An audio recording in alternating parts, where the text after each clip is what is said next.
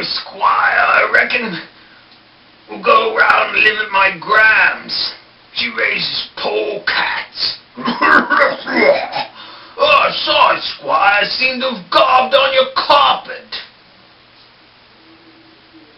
Hello and welcome to another edition of the Stench of Truth. Obama has been painted as an appeaser by Commandante Bush and by John McCain because they claim that he is willing to negotiate with terrorists. Well, of course, he came out quickly and denied this. Now, they were speaking in the context of Iran, and mayhap Obama does not view Iran itself as a quote-unquote terrorist organization. But I do recall, and I do not believe I'm wrong in this, that earlier in his campaign, Obama did state that if he were president, the United States should be willing to negotiate with anybody. So, by denying today that he would negotiate with terrorists, he of course is lying, or he was lying before. So, either way, congratulations, Obama, for becoming a 100% politician. So, I urge all of you out there who are still clinging to that ridiculous fucking notion of change that you're going to get with this man, that maybe you ought to take a closer look, because he's not going to give you any change. It's going to be the same fucking shit that you get from everybody else. Congratulations on Obama becoming a full-fledged, regular run-of-the-mill candidate, as if he wasn't before, but now just a little bit more cream on top for your pleasure, if you will. Lie then, lie now, what difference does it make? Politicians are all a bunch of fucking liars. So much for your big fat change. California Supreme Court rules that a ban on gay marriage is unconstitutional. Fine and dandy. If you're gay and you want to get married, I say more power to you, it's fine. But you know what? I don't see it being a big issue in the gay community. I'm not gay, I don't know. Okay, maybe it is a big issue. Maybe there are just, tens of thousands of gay people out there who want to get married. So I can't imagine that that would be true. Because then, along with the gay marriage comes the gay divorce and the child support and the alimony and all of the other shit that goes along with marriage. Okay, unfortunately, it's just a fact of life. I don't see it being a big issue. Maybe it is. Maybe I'm out of touch with that. Like I said, I'm not gay. I don't know. But I just don't see it being a big issue. But it's splatter all over the news.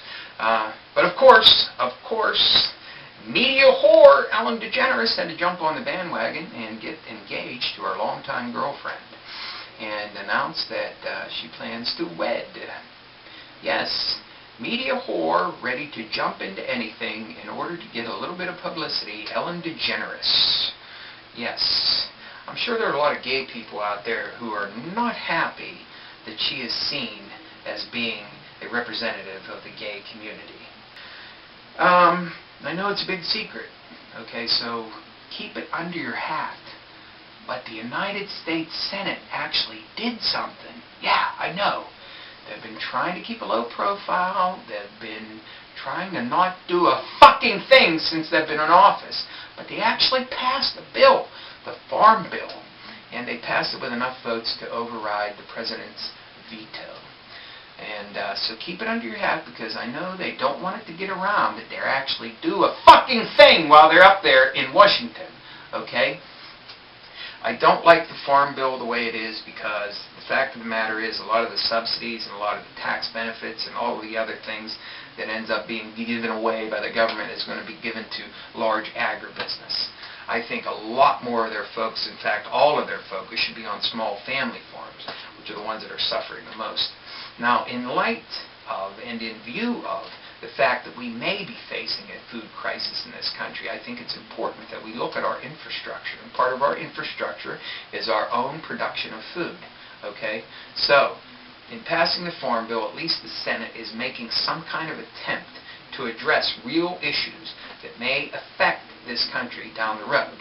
And I don't agree with where all of this is going, of course, but it is a step in the right direction. But remember, you didn't hear it from me, because we all know they want to keep it a secret that they actually are supposed to pass laws and do stuff. And they actually did something. So, shh. Africa is in total meltdown. You know, it wasn't so long ago that South Africa was a contributing and productive country, and now it has degraded into total lawlessness, apparently. There is terror in the countryside as farmers are being stripped of their land and killed. There's wholesale murder. Zimbabwe, the same thing. And apparently Africa is just in total meltdown mode. Just indicative of where the world is heading right now. Total chaos and disorder is reigning everywhere. Of course, a lot of eyes are not on Africa now because of two other great natural disasters that have happened. The Burma death toll is now officially, according to the ruling junta, up to 78,000, with as many as 50,000 people missing. But of course, now they're entering a very delicate phase where disease and contaminated drinking water may lead to even more deaths. So the death toll may be way, way higher than that.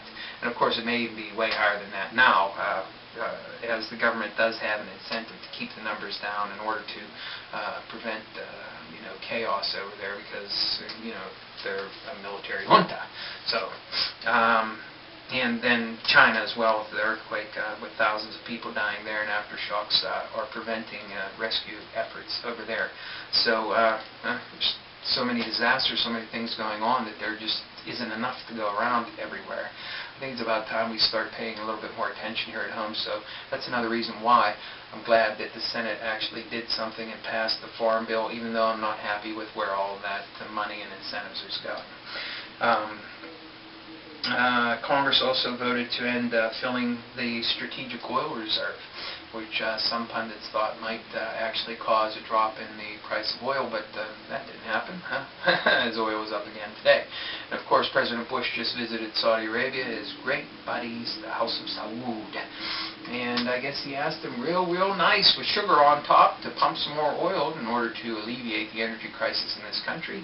And after much consideration, the Saudis told President Bush to go fuck himself. And they said that their production was right at a good level for them.